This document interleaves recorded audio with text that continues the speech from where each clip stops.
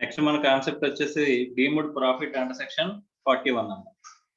41 లో మనం various aspects నేర్చుకుంటామని చెప్పుకున్నాం. అందులో సెక్షన్ 41 లో సబ్ సెక్షన్ 1 సబ్ సెక్షన్ 1 ఏంటమ్మది? Remission or cessation of trading liability. So trading liability అన్న ఉన్నట్లయితే దాన్ని రిమిషన్ కానీ సెసేషన్ కానీ జరిగినట్లయితే, క్యాన్సిలేషన్ కనుక జరిగినట్లయితే, సో ఇది ఇంతకు ముందు మీరు ఏం చేశారమ్మా? ఎక్స్పెండిచర్ కింద క్లెయిమ్ చేశారు అమ్మ. 41 అనగానే ఒకటే మనం మాట్లాడుకున్నాం. ప్రీవియస్ గా మనం ఎక్స్పెండిచర్ కింద క్లెయిమ్ చేసి ఉండాలి, దాని తర్వాత సమ్ సర్కమ్స్టాన్సెస్ వల్ల రివర్స్ చేసి ఉండాలి, లేకపోతే దాన్ని ఇన్కమ్ కింద కన్సిడర్ అది రియలైజ్ అయినా అయ్యి ఉండాలి. అప్పుడు మనకి ఏమంటున్నారమ్మా? That should be treated as income అని చెప్పేసి అన్నారు. ఇక్కడ remission or cessation of trading లయబిలిటీలో కూడా ఇంతకు ముందు ఎగ్జాంపుల్ మనం మాట్లాడుకున్నాం. పర్చేజెస్ చేసాము, ఆ పర్చేజెస్ ని తర్వాత పే చేయవలసిన అవసరం లేదని చెప్పారు. ఓకే, మనకి ఆ లయబిలిటీ మనం పే చేయాల్సిన ఫస్ట్ పర్చేజెస్ కి ఎంట్రీ అని రాస్తాం. క్రెడిట్ పర్చేజెస్ కి పర్చేజెస్ అకౌంట్ డెబిట్ క్రెడిటార్ అని చెప్పేసి రాస్తాం. క్రెడిటార్ ఏం చేశాడంటే తర్వాత నేను డబ్బులు తీసుకున్నాను అని చెప్పేసి వదిలేసాడంటే క్రెడిటార్స్ ఏమవుతారమ్మా? సో ఇంతకుముందు P&L లో క్లెయిమ్ చేసిన ఎక్స్పెండిచర్ అనేది ఇప్పుడు లేదు కదా, అంటే ఇప్పుడు నువ్వు పే చేయాల్సిన అవసరం లేదు కదా. అందుకని చెప్పేసి దాన్ని ఏం చేయాలంటే ఇప్పుడు that should be treated as or offered as income. So previous గా నువ్వు రాంగ్ గా క్లెయిమ్ చేసిన ఎక్స్పెండిచర్ ని ఇప్పుడు ఏం చేయాలి? రివర్స్ చేయాలి. రివర్స్ చేసి మనం ఏం చేస్తాం? ఇన్కమ్ కింద ట్రీట్ చేస్తాం అని చెప్పేసి మనం మాట్లాడుకున్నాం. Okay sir, in case of successor of the business కూడా మనకి ఇక్కడ ఇది ట్యాక్సిబుల్ అవుతారా అంటే yes, successor of the business కూడా మనకి ట్యాక్సిబుల్ అవుతారు అని చెప్పేసి మనం మాట్లాడుకున్నాం. Cessation or remission of cessation of trading లయబిలిటీలో అంటే అక్కడ సక్సెసర్ అంటే ఎవరు సార్? అమాల్గమేటింగ్ కంపెనీ దగ్గర మనకి లయబిలిటీ ఉంది, అమాల్గమేటెడ్ కంపెనీలో మనకి లయబిలిటీ రెమిషన్ జరిగింది అనుకుంటే కనుక ఎవరు ట్యాక్సిబుల్ అవుతారమ్మా? అమాల్గమేటెడ్ కంపెనీ అంటే newly formed company. So demerged company, resulting కంపెనీలో చూసుకుంటే డీమర్జ్డ్ కంపెనీ యొక్క లయబిలిటీ రిజల్టింగ్ కంపెనీకి వెళ్ళింది. రిజల్టింగ్ కంపెనీకి ఏమైందమ్మా? అక్కడ రెమిషన్ ఆర్ సెసేషన్ జరిగింది అంటే కనుక ఎవరికి ట్యాక్సిబుల్ అవుతుందంట? సో రిజల్టింగ్ కంపెనీ ఏదైతే ఉంటుందో అది. అలాగే ఆ బిజినెస్ ని ఎవరైతే లీగల్ హెయిర్స్ తీసుకుంటారో వాళ్ళ చేతిలో ట్యాక్సిబుల్ అవుతుందని కూడా మనం మాట్లాడుకున్నాము. ఓకే, అంటే ప్రీవియస్ పర్సన్ యొక్క లయబిలిటీని కూడా మనకి ఏమవుతుంది? ఇక్కడ ట్యాక్సిబుల్ అవుతుందని చెప్పేసి మనం మాట్లాడుకున్నాం. Okay right. Next 41 subsection 2. So 41 subsection 2కి వచ్చేసరికి మనకి ఏం చెప్పారమ్మా? బ్యాలెన్సింగ్ ఛార్జ్ అన్నారు. ఈ బ్యాలెన్సింగ్ ఛార్జ్ గురించి ఇక్కడ చెప్పుకోలేదు కానీ మనం ఎక్కడ చెప్పుకున్నామమ్మా? క్యాపిటల్ గెయిన్స్ లో మనం మాట్లాడుకున్నాం. క్యాపిటల్ గెయిన్స్ లో ఏం మాట్లాడుకున్నాం? SLM మెథడ్ ఆఫ్ డిప్రిసియేషన్ ఎవరైతే ఫాలో అవుతారో, SLM method of depreciation follow అయిన చోట మనకి SLM method of depreciation follow అయిన చోట ఏం చేస్తారనుకుని చెప్పుకున్నామమ్మా? SLM మెథడ్ ఆఫ్ డిప్రిసియేషన్ అనుకున్నావా? SLM మెథడ్ ఆఫ్ డిప్రిసియేషన్ మాట్లాడుకునేటప్పుడు మనకి ఎవరికి అసలు అలో చేస్తారంటే power generation and distribution of power, వాళ్ళకి మనకి SLM మాత్రం అలో చేస్తారు అనుకున్నాం. SLM మెథడ్ ఫాలో అయ్యేటప్పుడు ఇండివిజువల్ అసెట్ బేసిస్ అని చెప్పేసి మనం మాట్లాడుకున్నాం. అలా ఇండివిజువల్ అసెట్ బేసిస్ తీసుకున్నప్పుడు ఒరిజినల్ కాస్ట్ కంటే మనం ఎక్కువ కనుక సేల్ చేసాము అని చెప్పేసి అంటే అమ్మ అక్కడ డిప్రిసియేషన్ అవుతుంది కదా. WDV ఉంది అని చెప్పేసి అనుకుంటే కనుక WDV కంటే ఒరిజినల్ కాస్ట్ ఎక్కువ ఉంటుంది. ఎందుకంటే ఒరిజినల్ కాస్ట్ నుంచి డిప్రిసియేషన్ తెస్తాం కాబట్టి WDV అనేది ఒరిజినల్ కాస్ట్ కంటే ఆల్వేస్ తక్కువ ఉంటుంది ఆర్ ఈక్వల్ గా ఉంటుంది, అందుకంటే ఎక్కువ ఉండదు కదా. సో ఇక్కడ ఒరిజినల్ కాస్ట్ WDV ఈక్వల్ గా ఉండొచ్చు లేదా తక్కువ, WDV తక్కువ ఉంటుంది. ఓకే ఆబ్వియస్ గా. సో ఇప్పుడు మనం అంతకంటే ఎక్కువ సేల్ చేసాం అనుకోమ్మా, అందుకంటే ఎక్కువ WDV కంటే ఎక్కువ సేల్ చేసాం, WDV కంటే ఎక్కువ, ఒరిజినల్ కాస్ట్ కంటే తక్కువ కనుక మనం ఏదైతే సేల్ చేస్తామో ఆ సేల్ వాల్యూని మనకి ఏం చేస్తామమ్మా? ప్రీవియస్ గా ఏం చేసి ఉంటాం? డిప్రిసియేషన్ కింద P&L లో ఎక్స్పెండిచర్ కింద క్లెయిమ్ చేసుకుని ఉంటాం. కానీ ఇప్పుడు ఏమైంది? అది రివర్స్ అయిపోయింది కదా. మనం అనుకున్నంత డిప్రిసియేషన్ అయిందా? అనుకున్నంత డిప్రిసియేషన్ అవ్వలేదు, పైగా ఎప్రిసియేషన్ కూడా అయింది అనుకుంటే కనుక అప్పుడు ఏం చేస్తాం? ఆ total to that extent of WDV కి ఒరిజినల్ కాస్ట్ కి మధ్య ఉన్న వేరియేషన్ ఏదైతే ఉందో అది టు దట్ ఎక్స్టెంట్ సేల్ వాల్యూలో ఎంతైతే కవర్ అవుతుందో అంతవరకు మనం ఏం చేస్తామమ్మా? బ్యాలెన్సింగ్ ఛార్జ్ కింద ట్యాక్సిబుల్ చేస్తామని చెప్పేసి మనం మాట్లాడుకున్నాం. సో నెక్స్ట్ ఆస్పెక్ట్ వచ్చేసరికి ఏంటి? Balancing charge. ఇది కూడా మనకి తెలిసిందే. 41 లో ఎన్ని సెక్షన్స్ ఉన్నాయి? 41 లో 1 remission or cessation of trading liability, second one is balancing charge. Okay, so ఈ బ్యాలెన్సింగ్ ఛార్జ్ గురించి ఒకవేళ గుర్తు రాకపోతే ఏం చేయాలి? అప్లికెంట్స్కి వెళ్ళి చదువుకోవాలి. అర్థమైందా? సో నథింగ్ చేంజ్, అక్కడ ఉన్నదే ఇక్కడ కూడా మనకి ఉన్నది. Next, sale of assets used for scientific research 41(3). మనకి సైంటిఫిక్ రీసెర్చ్ కి ఏదైనా అసెట్స్ యూజ్ చేసాం అనుకోమ్మా, అసెట్ ని 41 సబ్సెక్షన్ 3 లో మనకి ఏమన్నారమ్మా? Sale of assets used in ఏంటి? Scientific research. ఏంటి సార్ సైంటిఫిక్ రీసెర్చ్ చేస్తే ఏం ఉపయోగం అని చెప్పేసానంటే, ఇక్కడ మనకి ఏం చెప్తున్నాడు అంటేనమ్మా, మనం సైంటిఫిక్ రీసెర్చ్ కనుక యూజ్ చేసాం అనుకోమ్మా ఒక అసెట్ ని ఉపయోగిస్తే, క్యాపిటల్ అసెట్ అయినా సరే ఏం చెప్పారమ్మా? 100% ఎక్స్పెండిచర్ కింద ఎలా చేస్తాను అన్నారు కదా. ఎస్ సార్ నో, మన కాంట్రిబ్యూషన్ కాదు, మనమే ఓన్ గా సైంటిఫిక్ రీసెర్చ్ క్యారీ అవుట్ చేస్తున్నట్లయితే, మనకి సైంటిఫిక్ రీసెర్చ్ అనే సెక్షన్ చూసినప్పుడు 2 ఆప్షన్స్ చెప్పారు అక్కడ. మనంతటా మనమే సైంటిఫిక్ రీసెర్చ్ అనేది ఎక్స్పెండిచర్ ఇంకా రావడం, లేదా ఇంకొకరికి కాంట్రిబ్యూట్ చేసి చేయడం. ఇంకొకరికి కాంట్రిబ్యూట్ చేసినా 100%, మనమే స్పెండ్ చేసిన మొత్తం capital expenditure including capital expenditure, not only revenue expenditure including capital expenditure అని చెప్పారమ్మా. గుర్తుందా? అక్కడ కండిషన్ కూడా చెప్పారు మనకి. ఎప్పటి నుంచి అంటే, మన సైంటిఫిక్ రీసెర్చ్ స్టార్ట్ చేసినప్పటి నుంచి అక్కడ మనకి ఎప్పటి నుంచి ఉన్న ఎక్స్పెండిచర్ మాత్రం ఎలా చేస్తారంటే, కమెన్స్మెంట్ ఆఫ్ బిజినెస్ ఎప్పుడైతే జరిగిందో దానికి ప్రిసీడింగ్ గా ఉన్న 3 years ఎక్స్పెండిచర్ మాత్రమే సైంటిఫిక్ రీసెర్చ్ ఎక్స్పెండిచర్ కింద అలో చేస్తామని చెప్పారు. అంటే మనకి ఇండైరెక్ట్ గా ఒక డెడ్ లైన్ ఇచ్చినట్టే కదా.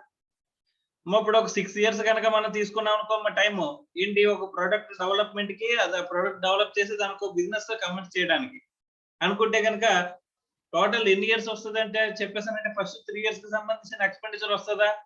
ఎప్పుడైతే కమెన్స్మెంట్ జరిగిందో దాని నుంచి బ్యాక్ సైడ్ కి ఒక 3 years రమ్మంటున్నాడు, ఆ ఎక్స్పెండిచర్ మాత్రం వస్తుంది. మనకు టోటల్ గా 6 years బ్యాక్ రావాలి కదా మనం. అంటే కనుక 3 years వరకే ఎక్స్పెండిచర్ అలో చేస్తాం, అంతకుముందు 3 years కి సంబంధించిన ఎక్స్పెండిచర్ పోయినట్టు. అర్థమైందా? అదే కదా మనం నేర్చుకున్నది. సో కాబట్టి ఆ సైంటిఫిక్ రీసెర్చ్ కి మనం రెవెన్యూ ఎక్స్పెండిచర్ ఎంకర్ అవుతాం, క్యాపిటల్ ఎక్స్పెండిచర్ ఎంకర్ అవుతాం. మనం 43(1) యాక్చువల్ కాస్ట్ చేసుకున్నప్పుడు కూడా దీని గురించి మాట్లాడుకున్నాం అమ్మా. ఏంటంటే యాక్చువల్ కాస్ట్ కనుక మనం 43(1) లో యాక్చువల్ కాస్ట్ డిటర్మినేషన్ కి వెళ్ళినప్పుడు, సైంటిఫిక్ రీసెర్చ్ కి యూజ్ చేసిన అసెట్ ని కనుక మనం బిజినెస్ లోకి తీసుకొస్తే దాని కాస్ట్ ఎంత తీసుకోమంటున్నాడమ్మా? Cost of the asset nil. అంతేనా? Is it clear or not? మనకి అసెట్ కాస్ట్ ని మనం ఎంతకి తీసుకురావాలి బుక్స్ లోకి అని చెప్పేసానంటే నిల్. ఎందుకంటే 100% ఎక్కడ క్లెయిమ్ చేస్తాం? ఎక్స్పెండిచర్ కింద క్లెయిమ్ చేస్తాం కదమ్మా. Yes or no? Section 35 expenditure కింద క్లెయిమ్ చేస్తాం కదా. మళ్ళీ తీసుకొచ్చి దాని మీద డిప్రిసియేషన్ ఎలా చేస్తే రెండోసారి ఎలా చేసినట్టే కనుక, మళ్ళీ అసెట్ యాడ్ చేసి దాని మీద డిప్రిసియేషన్ చేసామంటే రెండోసారి క్లెయిమ్ చేస్తున్నట్టేనా? మన ప్రిన్సిపల్ రూల్ స్టార్టింగ్ లో మనం మాట్లాడుకున్నది ఏంటి? ఒక్కసారి ఎర్న్ చేసిన ఇన్కమ్ మీద ఒకసారి ట్యాక్స్ వేస్తాము, ఒక్కసారి ఇంక్రీజ్ అయిన ఎక్స్పెండిచర్ మీద ఒకసారి మాత్రమే మనం ఏం చేస్తాం? ఎక్స్పెండిచర్ కింద అలౌ చేస్తాం అని చెప్పేసి చెప్పుకున్నాం. అలాంటప్పుడు అసెట్ ఎక్స్పెండిచర్ అంత అసెట్ వాల్యూ అంతా కూడా ఎక్స్పెండిచర్ లో అలౌ చేస్తున్నప్పుడు మళ్ళీ దాని మీద డిప్రిసియేషన్ చేసుకుంటూ వస్తున్నాను అనుకోమ్మా, ఏమవుతుంది? 100% ఇక్కడ రెండోసారి అలౌ చేస్తున్నట్టు వస్తుంది. అంతేనా? సో అందుకని చెప్పేసి అసెట్ కాస్ట్ ఎంత తీసుకోమన్నారు? 0 తీసుకోమన్నారు. అంతేనా? ఎందుకు? సింపుల్ లాజిక్, ప్రీవియస్ గా అలౌ చేస్తారు కాబట్టి. అంతేనా? ఇప్పుడు అదే అసెట్ ని నేను అమ్మేస్తున్నానంట, అదే అసెట్ ని ఏం చేస్తున్నానమ్మా? అమ్మేస్తున్నానంట. అమ్మేసినప్పుడు ఎంతో కొంత రిలీజ్ అవుతుందా? దాని మీద సంబంధించిన కాస్ట్ అంతా కూడా నువ్వేం చేసావు? P&L ఎక్స్పెండిచర్ కింద క్లెయిమ్ చేసావు కదా. అంటే ఎక్స్పెండిచర్ కరెక్ట్. అప్పుడు నేను ఒక వ్యాన్ కొన్నానమ్మా, దేనికి? సైంటిఫిక్ రీసెర్చ్ కి. ఓకే, 10 లక్షలు పెట్టి కొన్నాను. 10 లక్షలను ఏం చేస్తారు? P&L ఎక్స్పెండిచర్ కింద అలౌ చేస్తారా? రైట్. ఆ వ్యాన్ ని నేను సైంటిఫిక్ రీసెర్చ్ అయిపోయిన తర్వాత అమ్మేశానంట. ఎందుకు అమ్మేశాను? 3 లక్షలకు అమ్మేశానంట. అంటే 10 లక్షల ఎక్స్పెండిచర్ రాంగా కదా. యాక్చువల్ మీ ఎక్స్పెండిచర్ ఎంత? 7 lakhs. కానీ మీరు ఏం చేశారు? 10 lakhs ఎక్స్పెండిచర్ కింద ప్రీవియస్ గా క్లెయిమ్ చేశారు. అంటే మీరు నిజంగా ఖర్చు పెట్టిన ఖర్చు ఎంత? అంటే కొంత తిరిగి వచ్చేసింది కదా. నిజంగా ఖర్చు పెట్టిన ఖర్చు 7 lakhs. కాబట్టి ఈ 3 lakhs ఏం చేయాలి? ఈ 3 lakhs ని మనం ఏం చేయాలంటమ్మా? P&L లో ఇన్కమ్ కింద కన్సిడర్ చేయాలి. ప్రీవియస్ గా ఎక్స్పెండిచర్ 10 lakhs క్లెయిమ్ చేసి ఉంటాం కదా. ఇప్పుడు ఈ 3 lakhs ని కనుక మన P&L లో, అది ఎప్పుడు పాత ఇయర్ లో అవ్వచ్చు, ప్రీవియస్ ఇయర్స్ లో ఎప్పుడైనా అవ్వచ్చు, దాని కనుక ఇప్పుడు మనం తీసుకొచ్చి ఇన్కమ్ కింద 3 lakhs ని ట్రీట్ చేసాం అనుకోమ్మా, అప్పుడు ఏమవుతుంది, నెట్ 7 lakhs వస్తుంది, అంతేనా? సో కరెంట్ ఇయర్ లో నెట్ కాదు, ప్రీవియస్ ఇయర్ లో 10 lakhs ఉన్నా ఈ ఇయర్ లో 3 lakhs ఇన్కమ్ కింద చూపించిన నెట్ ఎంత, 10 lakhs. ఓకేనా? సో కాబట్టి ఏం చెప్తున్నాను చూడండి,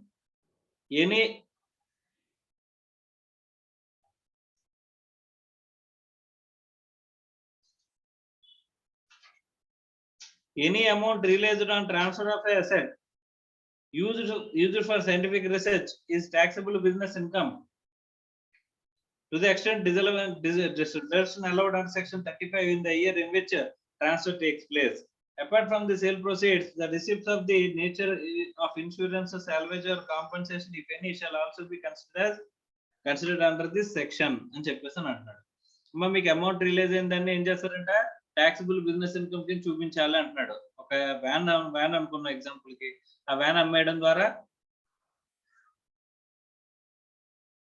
3 lakhs వస్తా, 3 lakhs ఏం చేయాలి, బిజినెస్ ఇన్కమ్ కింద, రియలైజ్డ్ బిజినెస్ ఇన్కమ్ కింద మనం చూపించుకోవాలని చెప్పేసి చెప్తున్నాడు. ఎందుకంటే ప్రీవియస్ గా ఏం చేసాం, 35 ప్రకారం 100% ఎక్స్పెండిచర్ కింద క్లెయిమ్ చేస్తాం.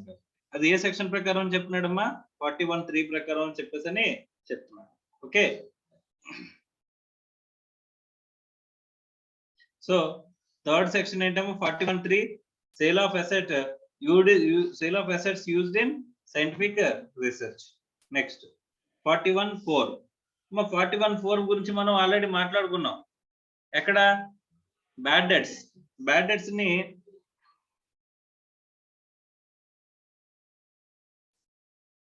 Recovery of bad debts written off, మనం రిటర్న్ ఆఫ్ చేసిన బ్యాడ్ డెట్స్ ని మనం రికవరీ చేసుకుంటే, రిటర్న్ ఆఫ్ చేస్తే ఏం చేస్తాం, మేజర్ కండిషన్, అక్కడ 3 కండిషన్లు ఉన్న మేజర్ కండిషన్ ఒకటే అని చెప్పుకున్నాం, ఏంటది, రైట్ ఆఫ్ చేస్తే ఆటోమేటిక్ అలో చేస్తాను అనుకున్నాం. అంటే రైట్ ఆఫ్ చేసిన ఎక్స్పెండిచర్ ఏదైతే బ్యాడ్ డెట్స్ ఏవైతే ఉన్నాయో ఆ తర్వాత రిలీజ్ అవ్వవా, కొన్ని ఇస్తే తీసుకోరా, డబ్బులు తీసుకోరా, ఎంచక్క తీసుకుంటారు కదా, సార్ నో. సో ఇప్పుడు బ్యాడ్ డెట్స్ అనుకుంటే నేను మీకు డబ్బులు ఇవ్వాలమ్మా 10 లక్షలు, ఓకే, నేను ఇవ్వలేనని చెప్పేసి మీరే ఊహించుకుని మీ బుక్స్ నుంచి నా 10 లక్షలని రైట్ ఆఫ్ చేస్తారు. ఓకే, సో నేను మంచోండి కాబట్టి తర్వాత తీసుకొచ్చి ఒక 5 లక్షలు చేతిలో పెట్టాను, ఫుల్ అండ్ ఫైనల్ సెటిల్మెంట్ అని చెప్పేసాను. ఓకే, సో 5 లక్షలు మీ చేతిలో పెట్టగానే, వద్దు నా బుక్స్ లో ఎప్పుడో రైట్ ఆఫ్ చేశాను, నీ పేరు లేదు ఈ ఊరు లేదు అని చెప్పేసి పంపించేస్తారా, తీసుకుంటారు కదా, అవునా కదా, ఇంకా 5 లక్షలు ఎక్స్పెక్ట్ చేస్తారా లేదా, అవునా కదా. సో కాబట్టి 5 లక్షలు నేను ఇచ్చినప్పుడు ఇంతకు ముందు మీరు క్లెయిమ్ చేసిన 10 లక్షలు రాంగే కదా, ఎంత కరెక్ట్, 5 లక్షలే కరెక్ట్. అలాంటప్పుడు ఈ 5 లక్షలు ఏం చేయాలి, ఇన్కమ్ కింద తీర్చాలి. Any amount recovered by the assessee against bad debts earlier allowed as deduction shall be taxed in the year in which it was received. A year లో ట్యాక్స్ చేస్తానంటున్నాడమ్మా, ఏ ఇయర్ లో మీకు రిలీజ్ అయిందో ఆ ఇయర్ లో. So sub section 4 ఏంటి, recovery of bad debts written of.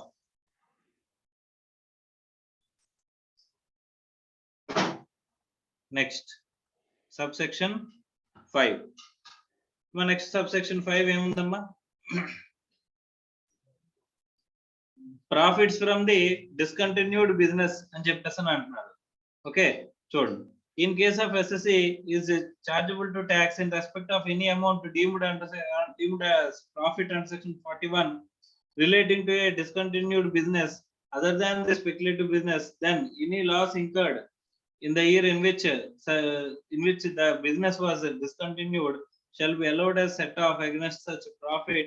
Only the balance, if any, shall be taxed అని చెప్పేసి అంటున్నారు. సార్ ఏంటి సార్ ఇది అని చెప్పేసి అంటే, మీరు లాస్లు వస్తున్నాయని బిజినెస్ క్లోజ్ చేస్తారంట. ఓకే, సో మొత్తం అంటే అప్పుడు మీకు రావాల్సిన డబ్బులన్నింటినీ బిజినెస్ క్లోజ్ చేస్తున్నట్టు అంతా రైట్ ఆఫ్ లో పెట్టుకుంటారు కదా, ఎస్ సార్ నో, అంతేనా కదా. సో టోటల్ గా మీకు లాస్ ఎంత వచ్చిందంటే ఒక 5 లక్షలు వచ్చిందంట. Okay, right. తర్వాత ఈ బిజినెస్ కు సంబంధించిన మీకు రావాల్సిన డబ్బులు ఏవో తర్వాత వచ్చాయంట, సమ్ సబ్సిక్వెంట్ పీరియడ్ లో ఒక 7 lakhs వచ్చాయంట. ఇప్పుడు ఎంత ట్యాక్స్ అవుతుంది చెప్పండి, ఎంత ట్యాక్స్ అవుతుందమ్మా, మీకు లాస్ ఎంత వచ్చింది 5 lakhs. ఇప్పుడు మీకు తర్వాత సబ్సిక్వెంట్ రియలైజేషన్ ఎంత వచ్చింది 7 lakhs అనుకుంటే కనుక ఎంత ట్యాక్స్ చేస్తారంట, మీకు ఇంతకు ముందు డిస్కంటిన్యూడ్ బిజినెస్ లో మీకు లాస్ ఎంతైతే వచ్చిందో లాస్ ని తర్వాత రియలైజేషన్ లో ఏం చేస్తారంట, మైనస్ చేసుకునే అవకాశం అనేది ఇస్తారంట. అలా మైనస్ చేసుకున్న తర్వాత బ్యాలెన్స్ ఏదైతే ఉంటే దాన్ని మాత్రం ఏం చేస్తారంట, ట్యాక్స్. అర్థమైందా? అంటే what ever be the profits received from the discontinued business ఎంత ఉన్నట్లయితే దాని నుంచి ఏం మైనస్ చేసుకోవచ్చు, అంత ముందున్న ప్రీవియస్ లాసెస్ ని మైనస్ చేసుకోవచ్చు.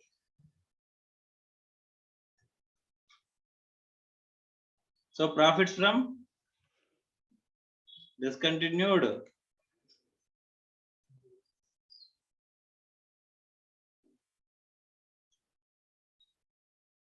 so profit from discontinued business.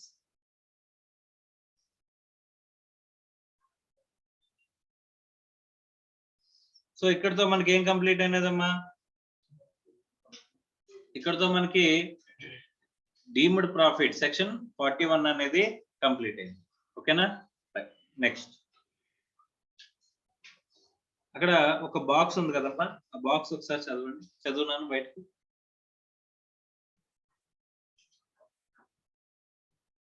Section 126 subsection BA, in case where any business is discontinued in any year, any sum received after the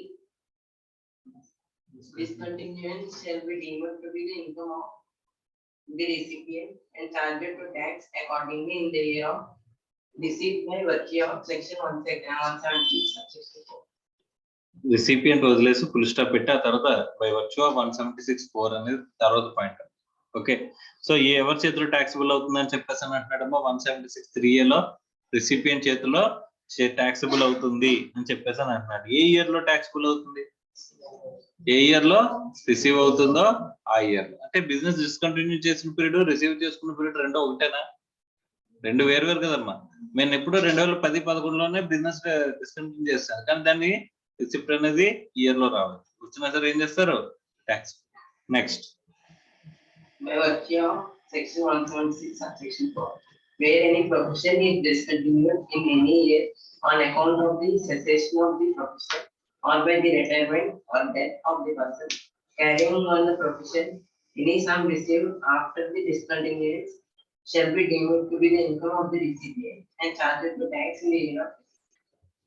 so ఇది కూడా ప్రొఫెషన్ లో కూడా ఏం చేస్తున్నారమ్మా, sum received after the business discontinues of shall be deemed to be the income of the recipient and chargeable to tax in the year of the receipt. Profession కనుక discontinue చేస్తే తర్వాత వచ్చిన రిసీట్స్ ఏమైనా ఉంటాయి కనుక దాన్ని ఏం చేస్తారు, in the year of receipt లో ట్యాక్సిబుల్ చేస్తారు. కానీ ఇక్కడ మెయిన్ ఇంపార్టెంట్ పాయింట్ ఏంటి, ఇంతకుముందు ప్రీవియస్ గా డిస్కంటిన్యూ బిజినెస్ వల్ల లాసెస్ అయినా వస్తే లాసెస్ ఏం చేసుకోవచ్చు, అడ్జస్ట్ చేసుకునే మిగిలిన బ్యాలెన్స్ నే ట్యాక్స్ పెట్టారు. అర్థమైందా? Is it clear or not? So ఇక్కడతో మనకి డీమ్డ్ ఇన్కమ్ అనేది కంప్లీట్ అయిందమ్మా. Next exchange rate fluctuations. Okay right, exchange rate fluctuations ని 43A అని చెప్పేసి చెప్తున్నాడమ్మా. ఒక్కసారి ఇది ఏంటో చదువునాను, కొంచెం గట్టిగా చదువు. Exchange rate fluctuation. Where an assessee acquires an asset from abroad for the purpose of his business or profession, and in consequence of the variation in the exchange rate, the liability of the assessee in terms of payment towards the acquisition of the assets increases or decreases, then the actual cost of the asset should also be increased or reduced only in the year in which the actual payment is made, irrespective of method of accounting followed by the assessee. Right, ఇక్కడ ఏం చెప్తున్నాడమ్మా, SSC కనుక వేరే abroad నుంచి ఒక asset కొంటే దానికి తర్వాత ఏం జరిగిందంట, ఒక లైబిలిటీ కూడా క్రియేట్ చేసి ఉన్నట్లయితే, లైబిలిటీ అంటే లోన్ తీసుకుని కొనొచ్చు లేదా క్రెడిట్ మీద కొనొచ్చు, అంతేనా? రైట్. సో అక్కడ SSC in terms of payment towards acquisition of asset increases or decreases. Liability ఏమవచ్చు, పెరగచ్చు తగ్గచ్చు. ఎందుకంటే ఇక్కడ సెటిల్మెంట్ ఏ ట్రాన్సాక్షన్ లో ఉంటుందమ్మా అంటే in terms of dollars, in terms of foreign currency, in terms of Indian rupees. Foreign currency ఉంటేనే ఆ రిస్క్ అనేది మనకు ఉంటుంది, అంతేనా? ఇక్కడ చేంజ్ అయ్యేది లైబిలిటీ అంతా ఎవరి దగ్గర ఉంటుంది, ఇక్కడ మన దగ్గర ఉంటుంది, అంతేనా? Exchange rate fluctuations. Okay right. Next అలాంటప్పుడు మనం ఏం చెప్పుకున్నామమ్మా,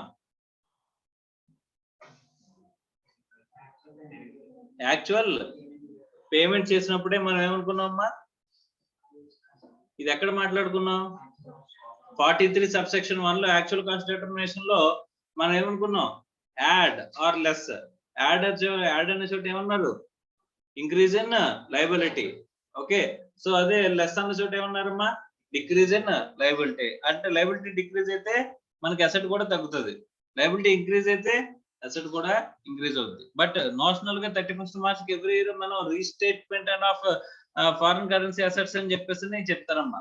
ఆ రీస్టేట్మెంట్ గురించి అంటే రీస్టేట్ చేయాలా అవసరం లేదు, అంటే రీస్టేట్మెంట్ అనేది పేమెంట్ చేయకపోయినా చేసేది. కానీ ఇక్కడ మనం ఏం చేస్తాం, స్పెసిఫిక్ గా పే చేస్తేనే మనం ఏం చేస్తాం, ఇక్కడ ఎలౌ చేస్తాం.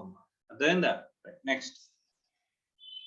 Such increased or reduced cost of the asset shall be taken into consideration for the purpose of ascertaining the actual cost of the asset to complete depreciation under section 32. Capital expenditure in respect of scientific research under section 35(1)(4). Capital expenditure for promoting family planning amongst employees of SSCs under section 36(1)(9) and determining cost of acquisition when computing capital gains in respect of non-depreciable assets. So ఇక్కడ ఏం చెప్తున్నాడమ్మా, ఆ increase or reduced cost ని మనం ఏం చేస్తాం అంటే ఎక్కడెక్కడ claim చేస్తాం అంటున్నాడు. 43(1) గురించి మాట్లాడుతున్నాడమ్మా, extending actual cost of the asset. అక్కడ మనం ఆల్రెడీ చెప్పుకున్నాం, చెప్పుకోలేదా? Yes or no? తర్వాత capital expenditure in respect of scientific research. అమ్మ సైంటిఫిక్ రీసెర్చ్ లో మనం క్యాపిటల్ ఎక్స్పెండిచర్ అలౌ చేస్తా ఉన్నాం. అలా అలౌ చేసేటప్పుడు కూడా ఆ పేమెంట్ చేసేటప్పుడు ఎంతైతే పే చేస్తాం ఆ వాల్యూని అలౌ చేయమంటున్నాడు. మనం రిసీవ్ చేసుకున్నప్పుడు మనకి ఇన్వాయిస్ రిసీవ్ చేసుకున్నప్పుడు ఎంతైతే వాల్యూ ఉంటుందో ఆ వాల్యూ కాదు, నిజంగా పే చేసేటప్పుడు ఏ వాల్యూ ఉంటుందో ఆ వాల్యూని మనం చేయాలని చెప్పేసి అని చెప్తున్నాడు. అర్థమైందా? Next, capital expenditure for promoting. ఇక్కడ క్లెయిమ్ చేసిన like determining of cost of acquisition while computing the capital gains in respect of non depreciable asset చేసిన అప్పుడు మనం ఖచ్చితంగా ఏం చేయాలి, ఈ ఇంక్రీజ్డ్ ఆర్ రెడ్యూస్డ్ అడ్జస్ట్మెంట్ అనేది చేయాలి. దీనికి లయబిలిటీ ఇంక్రీజ్ అయితే అసెట్ ఇంక్రీజ్ అవుతుంది, లయబిలిటీ డిక్రీజ్ అయితే అసెట్ డిక్రీజ్ అవుతుంది అనే concept. Next, where the whole or any part of the liability is lent by any other person directly or indirectly, then the liability so much shall not be taken into account. So liability అనేది ఎవరైనా meet అవుతున్నారంటే మనకి ఏమనుకున్నామా, ఇంతకుముందు 43(1) లో కూడా మనం మాట్లాడుకున్నాం. Grant are subsidy కనుక ఎవరైనా వచ్చిందంటే కనుక వాల్యూని ఏం చేయాలనుకున్నాం, మైనస్ చేసేయాలనుకున్నాం. ఎందుకంటే some other person is meeting it. అలాంటప్పుడు మనం ఎక్స్పెండిచర్ కింద క్లెయిమ్ చేసుకోవడానికి ఎలిజిబుల్ కాదు. ఓకేనా? Next. Note, where the SSC has entered into a contract with an authorized dealer for providing him with a specified sum in a foreign currency on or after a stipulated date at the rate of exchange specified in the contract to enable him to meet the whole or any part of the liability aforesaid, the amount for adjustment under this section shall be computed with reference to the rate of exchange specified therein. ఇక్కడ చూడండి, వేరే SSC has entered into a contract with the authorized dealer for providing him with a specified sum in a foreign currency on or after the stipulated date at the rate of exchange specified in the contract to enable him to meet the whole or any part of the liability aforesaid అని చెప్పేసి అంటున్నాడు. అమ్మ జాగ్రత్తగా చూస్తే కనుక ఏం జరుగుతుందని చెప్పేసానంటే, ఇప్పుడు మనం ఒక పర్సన్ తో స్పెసిఫిక్ గా కాంట్రాక్ట్ లోకి ఎంటర్ అయ్యామంట. మార్కెట్ లో ఎంత రేట్ ఉన్నది అనవసరం, వీటితో మనం కాంట్రాక్ట్ లోకి ఎంటర్ అయ్యామంట. అలాంటప్పుడు ఆ కాంట్రాక్ట్ లో ఉన్న ప్రైస్ కదమ్మా మనం అడ్జస్ట్ చేసుకోవాలి. Yes or no? సో ఇక్కడ మనకి ఏ రేట్ తీసుకోవాలన్నప్పుడు మార్కెట్ రేట్ తీసుకోకుండా ఇక్కడ ఏం చెప్తున్నాడు, మన అగ్రిమెంట్ లో ఎంటర్ అయినా రేట్ తీసుకోవాలని చెప్పేసి అని చెప్తున్నాడు. Okay, next.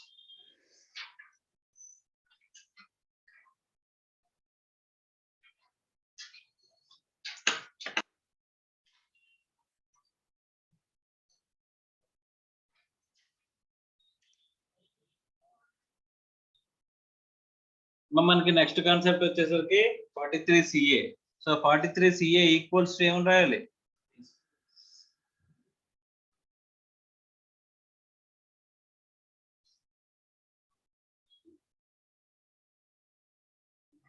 So 43CA equals to 50C. ఒకసారి టోటల్ గా చదవండి అమ్మా. మనం 50C లో చదువుకున్నది యాజ్ ఇట్ ఈస్ గా ఉందా లేదో ఒకసారి చదవండి, దాని మీద ప్రాబ్లమ్స్ కూడా చేద్దాం.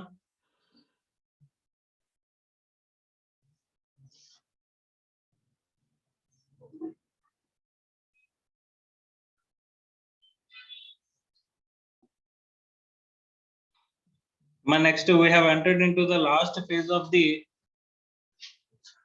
PGBP. దాన్ని ఏమంటారంటే ప్రెజంప్టివ్ అని చెప్పి టాక్సేషన్ అని చెప్పేసి అని అంటారు. తర్వాత audit and maintenance of accounts, ఆ రెండు ప్రొవిజన్స్ చూస్తే ఇంక మనకి ఏం కంప్లీట్ అయిపోయినట్టు, PGBP కంప్లీట్ అయిపోయినట్టే. సో ఫస్ట్ మనం ప్రెజంప్టివ్ టాక్సేషన్ గురించి మాట్లాడుకుందాం. సో ఇక్కడ ఒక విషయం చెప్పండి, బుక్స్ మెయింటెనెన్స్ అనేది చూసుకుంటే ఫస్ట్ బుక్స్ మెయింటెనెన్స్ ప్రొవిజన్స్ చూసాం అనుకుందాం.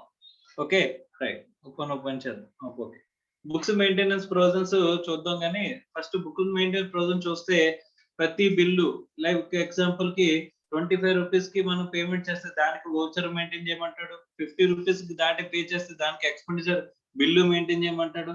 ఇలా కొన్ని restrictions, conditions, books of accounts maintain చేయాలని చెప్పేసి చెప్తాడు. ఓకే, ఇవన్నీ కూడా అడుగుతాడమ్మా. కానీ is it possible to maintain by each and every small dealers?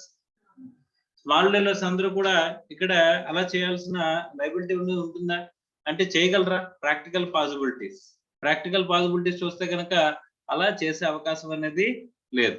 Okay sir, ఇప్పుడు కొన్ని ప్రాక్టికల్ సిచ్యువేషన్స్ అరైజ్ అవుతాయి. లైక్ నాన్ రెసిడెంట్స్ కేసులో, నాన్ రెసిడెంట్ అంటే shipping business of a non resident అని చెప్పేసి అంటే ప్రీవియస్ ఇయర్ లో అర్న్ చేసిన ఇన్కమ్ మీద ప్రీవియస్ ఇయర్ లోనే ట్యాక్స్ చేసే కేసు గురించి మనం మాట్లాడుకున్నాం.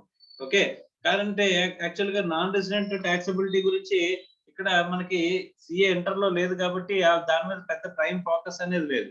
సో కానీ మనం ఆల్రెడీ ఆ రోజు చెప్పుకున్నాం. So shipping business of a non resident అన్నప్పుడు ఇక్కడ బుకింగ్స్ అన్ని చేసుకుంటాడు కదమ్మా. ఈ బుకింగ్స్ అన్ని చేసుకున్న వాల్యూ మీద మనకి యాక్చువల్ ఎక్స్పెండిచర్ అంటే ఎప్పుడు తెలుస్తుంది? షిప్ ఇక్కడ నుంచి బయలుదేరి అవతల కంట్రీకి ఎక్కడైతే డెస్టినేషన్ ఉందో ఆ డెస్టినేషన్ చేరేసరికి యాక్చువల్ ఎక్స్పెండిచర్ అనేది తెలుస్తుంది. ఇక్కడ బుకింగ్ చేసిన వాల్యూలోంచి ఎక్స్పెండిచర్ మైనస్ చేసేస్తే అప్పుడు మనకు మిగిలేదంటమ్మా ప్రాఫిట్. అప్పుడు మనకు మిగిలేదంటే ప్రాఫిట్. దాని మీద ట్యాక్స్ కట్టమంటే ఒక అర్థం ఉంటది, అవునా? కానీ ఇక్కడ ఇండియా నుంచి బయటకు వెళ్ళినోడు మళ్ళీ తిరిగి వస్తాడని నమ్మకం ఉందా మీకు? ఇండియా నుంచి వెళ్ళిన ఇండియా ఓడే తిరిగి రాడు. అలాంటప్పుడు నాన్ రెసిడెంట్ తిరిగి వస్తాడా? వచ్చే అవకాశం ఉందా లేదా? సో నాన్ రెసిడెంట్ వచ్చే అవకాశం లేదు కాబట్టి అక్కడ ఏం చెప్తున్నాడమ్మా? అక్కడ ఏం చెప్తున్నాడు?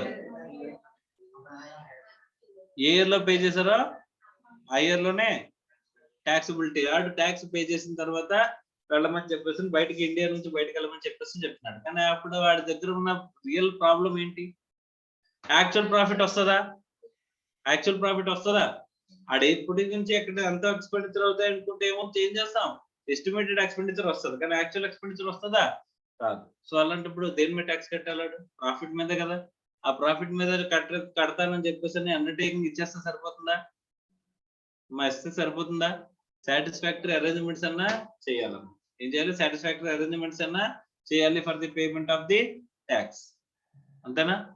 ఇదే కదా మాట్లాడుకున్నా. అక్కడ 172 లో మాట్లాడుకున్నది ఇదే కదమ్మా, shipping business of a non resident అని మాట్లాడుకున్నప్పుడు. మరి ఇక్కడ ఏం చెప్తున్నాడు అని చెప్పేసానంటే అక్కడ మనం ఇంకొక విషయం చెప్తున్నాం. ఇక్కడ ఎక్స్పెండిచర్ ఎంత అవుతుందో తెలియదు కాబట్టి ఇన్కమ్ మీదే ఒక పర్సంటేజ్ అనుకుని మనం ఏం చేస్తామంటే దాని మీద ట్యాక్స్ కట్టామంటాం. ఓకే, అందుకంటే తక్కువ వచ్చినా ఎక్కువ వచ్చినా నాకు సంబంధం లేదని చెప్పేసాను. ఓకే, సో ఇక్కడ ఏమవుతుంది? ఆ పర్సంటేజ్ ఎంత చెప్పడమ్మా? 7.5%. ఎంత? 7.5%. ఇఫ్ ఇట్ ఈస్ ఇక్కడ నాన్ రెసిడెంట్స్ గురించి కవర్ అవ్వదు కాబట్టి పర్టికులర్ గా సెక్షన్స్ అనేవి లేవు. లేకపోతే కనుక నాన్ రెసిడెంట్ కూడా మనకి అప్లికబుల్ అవుతున్నట్లయితే దాని మీద క్వశ్చన్స్ కూడా మనకి ఉండేవాళ్ళు. అర్థమైందా? Is it clear or not? Right. So first ఏమంటున్నాడమ్మా, అలాంటిది అంటే నాన్ రెసిడెంట్ కి మనం ఏం చేస్తాం? యాక్చువల్ ఎక్స్పెండిచర్ ఎంత అవుతుందో తెలియకుండా 7.5% అనేది ఫిక్స్డ్ గా ఇచ్చామా? దాన్ని ఏమంటారంటే ప్రిజంప్టివ్ టాక్సేషన్ అంటారు. ఏమంటారమ్మా? Presumptive taxation. అలాగే స్మాల్ బిజినెసెస్ వచ్చేసరికి వాళ్ళకి కూడా ఒక రిలీఫ్ అంటే ఇవ్వాల్సిన అవసరం లేదా? ఇవ్వాలి కదమ్మా. ఆ స్మాల్ ఇక్కడ మనకి ఏం చేశాడంటే ఒక చిన్న సెగ్రిగేషన్ అనేది ఇచ్చాడంట. ఏం డిఫరెన్షియేట్ చేస్తాయని చెప్పేసి అనుకుంటే కనుక first small businesses 44 AD. Okay right, చదువునాను. 44 AD స్మాల్ బిజినెస్.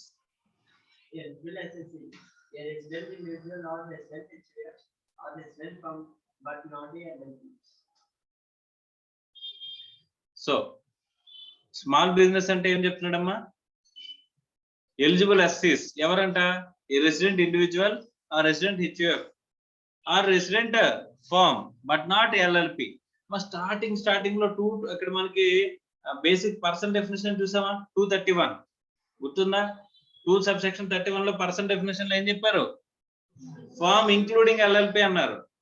మరి ఈ ఒక్క ఎక్సెప్షనల్ కేసులో స్టార్ మార్క్ కేసు కూడా కావాలనుకుంటే 44AD అనే స్మాల్ ఎక్సెప్షనల్ కేసులో ఇక్కడ మనం దేని కింద ట్రీట్ చేయాలంటమ్మా? దేని కింద ట్రీట్ చేయాలి అమ్మా? ఎల్ఎల్పిని పార్ట్నర్షిప్ ఫర్మ్ తో సమానంగా ట్రీట్ చేయరు. ఈ ఒక్క సెక్షన్ లో తప్ప ఇన్కమ్ ట్యాక్స్ యాక్ట్ మొత్తంలో ఒకటే ఉంటది, ఫార్మ్ ఈక్వల్స్ టు ఎల్ఎల్పి. అర్థమైందా? అందుకని ఫార్మ్ వేరు, ఇక్కడ ఎల్ఎల్పి వేరు. ఎల్ఎల్పికి సెక్షన్ అనేది అప్లికబుల్ కాదు అని చెప్పారు. అర్థమైందా? నెక్స్ట్.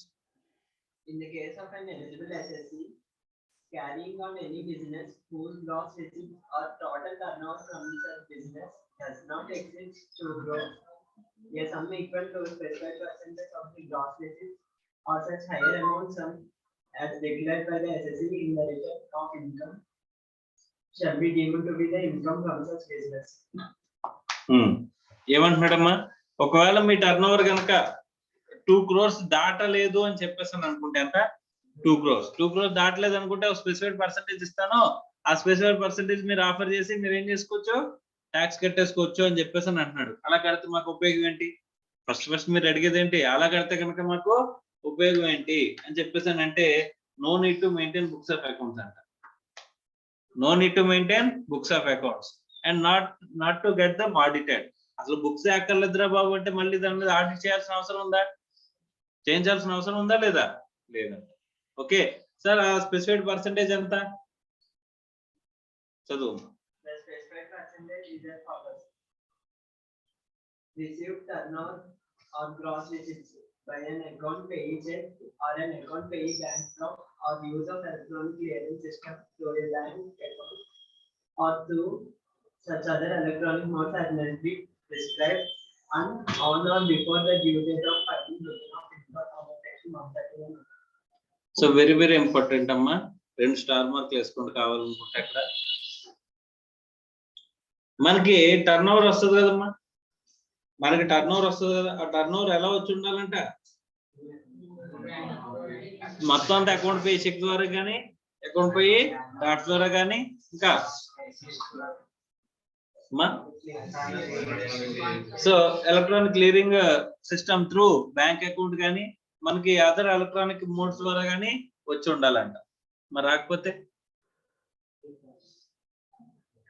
రాకపోతే ఏం చేస్తాం? 6% అనే క్లాస్ అప్లికబుల్ కాదు. అప్పుడేమొస్తుంది? 8% అనే క్లాస్. కింద చూడండి. In any other cases that is where condition 1A above shall not be satisfied అనుకుంటే అక్కడ ఎంత పర్సెంటేజ్ తీసుకుంటామా? 8%. సార్ నాకు క్యాష్ లో కూడా ట్రాన్సాక్షన్ జరుగుతుంది లేదా బేరర్ చెక్ ద్వారా ట్రాన్సాక్షన్ జరుగుతుంది, అప్పుడు నాకు పర్సెంటేజ్ ఎంత ఉంటుందమ్మా? 8%, not 6%. Okay next. In other case where the conditions in A above not satisfy, అక్కడ కండిషన్ లో ఉన్న A లో ఉన్న కండిషన్ సాటిస్ఫై చేయకపోతే ఏమన్నారమ్మా? ఎంత? 8% ట్యాక్స్. అర్థమైందా? రైట్. సో అంటే ఇక్కడ స్పెసిఫైడ్ పర్సెంటేజ్ ఎంత? 6%, 8%. సో ఎంత దాటితే అమ్మా? Not exceeding 2 crores. 2 crores దాటకుండా ఉన్నట్లయితే మనం ఈ ఆప్షన్ కి ఎలిజిబుల్. ఓకే, ఈ ఆప్షన్ లో ఏం చేయాలి? ఎంత ట్యాక్స్ కట్టాలి? ఇక్కడ 2 crores కంటే తక్కువ మనకు టోటల్ రిసిప్ట్స్ అనేవి బ్యాంక్ ద్వారా వచ్చాయనుకుంటే ఎంత పర్సెంటేజ్ తీసుకుంటాం? 6%. అది కూడా account pay cheque, account pay draft ద్వారా వస్తాయి. ఒకవేళ దాటితే 8%. ఓకే, అన్ని అదర్ కేసు 8% అన్నాడు కాబట్టి 8%. సార్ ఈ 44AD అనేది ఎవరికి అప్లికబుల్ కాదు? 44AD అనేది ఎవరికి అప్లికబుల్ కాదు చూసే ముందు 44AD ఎవరికి అప్లై చేయాల్సిన అవసరం లేదు. 44AD అనేది ఎవరికి అవసరం లేదు అని చెప్పేసి అంటే కనుక ఎవరమ్మా? 44AD అవసరం లేని వాళ్ళు ఎల్ఎల్పి. ఎందుకంటే ఇక్కడ ఎల్ఎల్పి ఫార్ములా వచ్చి ఎక్స్క్లూడింగ్ ఎల్ఎల్పి అన్నట్టుగా ఎల్ఎల్పి. కంపెనీస్ కి వచ్చేసరికి ఏమొస్తుంది? ఇక్కడ 44AD వస్తుందా? రాదు. Individual, HUF, partnership firms including ఎల్ఎల్పియా ఎక్స్క్లూడింగ్ ఎల్ఎల్పియా? సో మరి డెఫినేషన్ స్టార్టింగ్ లో ఇంక్లూడింగ్ ఎల్ఎల్పి అన్నారు, అది అక్కడ వరకు, ఇది ఇక్కడ వరకు. ఈ సెక్షన్స్ అన్ని కూడా ఏం చేస్తాయమ్మా, డామినేట్ చేస్తాయని చెప్పేసి అని అనుకున్నామా లేదా? ఎస్. నెక్స్ట్, ఎంత దాటితే 2 crores దాటితే కనుక ఈ 2 crores ఏ వాల్యూ దాటాలి అమ్మా? Gross receipts or gross turnover or gross receipts or gross turnover అనేది మనకి రిసీవ్ అవుతాయి. నెక్స్ట్, ఈ 44AD ఎవరికి అప్లికబుల్ కదమ్మా? చదువున్నాను, ఆ బాక్స్ లో ఉన్న చదువు. Section 44AD shall not apply to an SSC carrying on any specific profession referred to in section 44AA. Doctors, engineers, etc. So ఇక్కడ మనకి ఏం చెప్తున్నాడు అంటేనమ్మా, 44AD ఎవరికి అప్లికబుల్ కాదంట? ప్రొఫెషనల్స్ కి అప్లికబుల్ కాదు. ఎందుకంటే ప్రొఫెషనల్స్ కి ఏముంది, సెపరేట్ గా ఒక సెక్షన్ ఉందమ్మా. 44ADA అని ఒక సెక్షన్ ఉంది, వాళ్ళకి ఈ బిజినెస్ గురించి అప్లికబుల్ అవుతుందా 44AD గురించి? Next, Earning income in nature of commission or brokerage carrying on any agency business. So ఇక్కడ బ్రోకరేజ్ కమిషన్ కనుక మనం మెయింటైన్ చేస్తున్నట్లయితే అక్కడ 8% 6% అనే ఆప్షన్ అనేది కుదరదు అని చెప్పేసి అని అంటున్నాడు. Next, carrying on any agency business. So carrying on agency business అంతా కూడా దేని మీద జరుగుతుందమ్మా? కమిషన్ మీదే కదమ్మా జరుగుతుంది. Yes or no? సో ఈ రోజున 1 లక్ష రూపాయలు సేల్ చేశాను అంటే కనుక దానికి సంబంధించిన కమిషన్ నేను ఎంత ఎర్న్ చేసినట్టు? ఒక 4% అనుకుంటే కనుక ఎంత ఎర్న్ చేసినట్టు? 4000 అనేది నేను ఎర్న్ చేశాను. అలాంటప్పుడు ఆ పర్సెంటేజ్ దగ్గర ఏం అప్లికబుల్ కాదు. ఈ next, Who has availed reduction under section 10A. So 10A ప్రకారం సెక్షన్ అవైల్ చేస్తే కనుక అక్కడ ఏం రాదంట? 44. Who has availed any other income based deductions under chapter 60. మన నెక్స్ట్ ఏమన్నాడు? Who has engaged in the who has availed any other income deduction under chapter 6A. So chapter 6A లో పక్కన 80IA నుంచి ఏమంటున్నాడమ్మా? 80RRB అంటున్నాడు. 80IA నుంచి 80RRB వరకు మధ్యలో ఉన్న ఏదైనా సెక్షన్ ప్రకారం చూసుకుంటే అన్ని కూడా ఇన్వెస్ట్మెంట్ బేస్డ్ డిడక్షన్స్. ఈ ఇన్వెస్ట్మెంట్ బేస్డ్ డిడక్షన్ లో మనం ఆల్రెడీ మాట్లాడుకున్నాం అమ్మా. ఏం మాట్లాడుకున్నాం మా? Investment based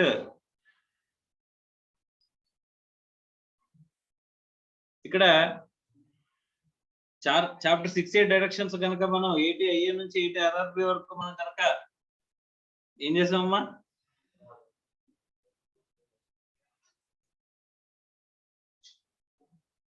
chapter 6A directions కనుక మనం క్లెయిమ్ చేసుకున్నట్లయితే 80IA నుంచి 80RRB వరకు అక్కడ మనకి ఏం రాదంటమ్మా? 44AD రాదు. Next, Who has engaged in the business of flying, hiring or leasing of goods or goods carriages అంటే GTA. GTA ఏజెన్సీస్ ఏం చేయలేమమ్మా?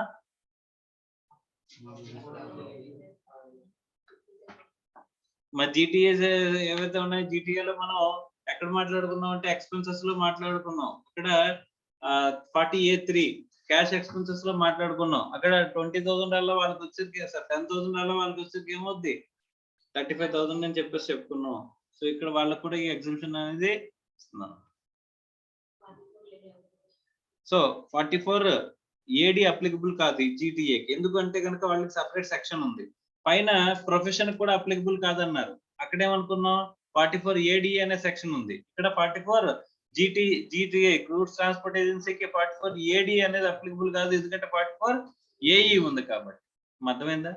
Next, deductions under section 32, 38 including depreciation shall be deemed to have been allowed while computing income under section 44A. మా 2019-20 లో నేను ఏం చేశానంట? Books of accounts prepare చేసి audit చేయించి నేను ఏం చేశాను? టర్న్ ఓవర్ ఆఫర్ చేశాను 19-20. 2021 లో ఏమైంది? కరోనా వచ్చింది. 2021 లో కరోనా వచ్చింది కదా. సో అందుకని చెప్పేసి నేను టోటల్ గా బుక్స్ ఆఫ్ అకౌంట్స్ అన్ని ప్రిపేర్ చేయకుండా నేను ఏం చేశానంట? I want to go with this option of 6% or 8% whichever is applicable to me అని చెప్పేసి నేను వెళ్ళిపోదాం అనుకున్నానంట. సో ఆ తర్వాత ఇయర్ వచ్చేసరికి 21-22 మళ్ళీ కరోనా పోయింది. సో మళ్ళీ ఏం చేశానంట? నా బుక్స్ ఆఫ్ అకౌంట్స్ ప్రిపేర్ చేసుకుని చేసుకుందాం అని చెప్పేసి నేను అనుకున్నానంట. అలా చేయొచ్చా? ఒక ఇయర్ లో బుక్స్ మెయింటైన్ చేసి ఒక ఇయర్ లో బుక్స్ మెయింటైన్ చేయకుండా ఇంకో ఇయర్ లో బుక్స్ మెయింటైన్ చేసి చేయొచ్చా? చేయకూడదా? అంటే ఎంచక్క చేసుకోవచ్చు అంట. ఓకే, సో ఇక్కడ ఆఫర్ చేస్తున్నాం అని చెప్పేసి అని అంటే ఇండైరెక్ట్ గా మీకు ఏం చేస్తున్నాడంటే 30 to 38 సెక్షన్స్ ప్రకారం ఏంటంటే ఎక్స్పెండిచర్ అనేది మైనస్ చేస్తున్నాడు. అర్థమైందా? Is it clear are?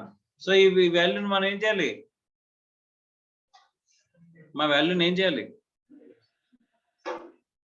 మా అర్థమవుతుందో అర్థం కావట్లేదు. డిప్రిసియేషన్ కింద మనం మైనస్ చేసేయాలి, అసెట్ వాల్యూ నుంచి తగ్గించేయాలి. అర్థమైందా? Next Again, WDV of assets used for purpose of such business shall be calculated as if the depreciation has been actual value. So 30 to 38 అనే సెక్షన్స్ కవర్ అయినాయి కాబట్టి అక్కడ మనకు ఉన్న ఎక్స్పెండిచర్స్ అన్ని కూడా ఎలా అయిపోయినట్టుగా తీసుకోమా?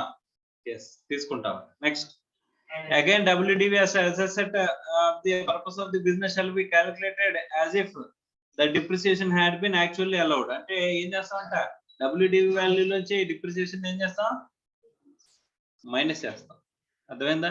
రైట్, నిజంగా అక్కడ బిజినెస్ అనేది జరిగినట్టు మనం వాల్యూ నుంచి మనం డిప్రిసియేషన్ అనేది మైనస్ చేస్తాం. Next An assessee who is covered under section 44 AD is required to pay entire amount of tax by way of advance tax on or before 15 March 18.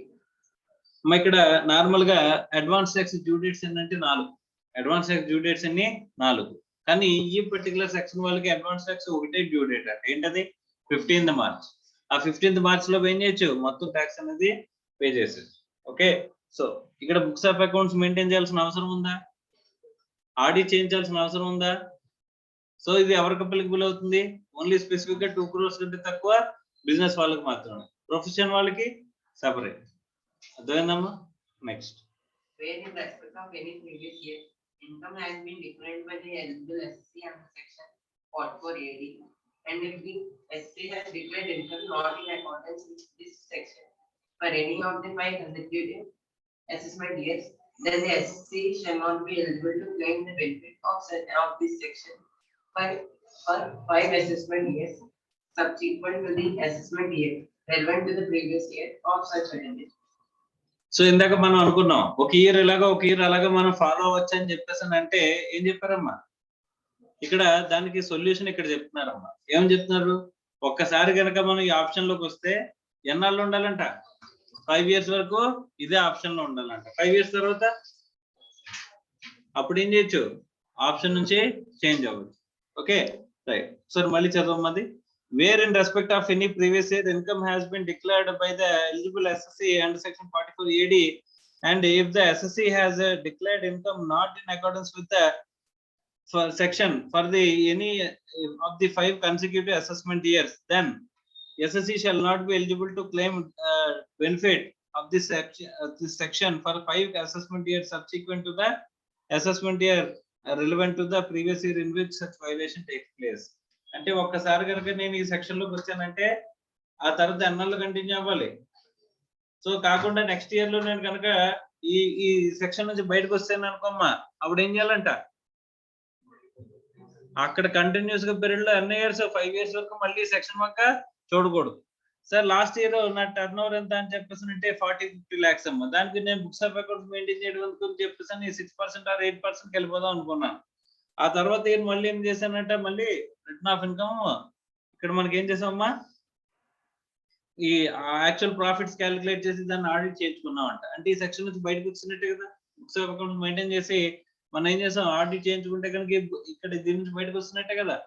So అలాగే వచ్చేస్తే కనుక ఎన్నాళ్ళు మళ్ళీ తిరిగి వెళ్ళినవారంట? 5 years. ఎందాలమ్మా? 5 years. ఓకే, సో అది మనం గుర్తుపెట్టుకోవాలి. Next An eligible assessee to whom the provisions of section 44 AD subsection 4 as discussed above are applicable and whose stored income exceeds the maximum amount not chargeable to income tax shall be required to maintain books of accounts as per section 44 AA and get them altered under section 44 AD. So మా దానికంటే ముందు ఒక illustration ఇచ్చినట్టున్నాడు కదా, అక్కడ illustration చూడండి. ఆ తర్వాత మనం నెక్స్ట్ పాయింట్ లో వెళ్దాం. 44 AD లోకి ఎందుకు రావాలనుకుంటాం మనం? బుక్స్ ఆఫ్ అకౌంట్స్ మెయింటైన్ చేయాల్సిన అవసరం లేదు, ఆడిట్ చేయించుకోవాల్సిన అవసరం లేదు. సో నెక్స్ట్ పాయింట్ చదవమ్మా. And eligible SSC to hold the solvents of చదువు అమ్మా.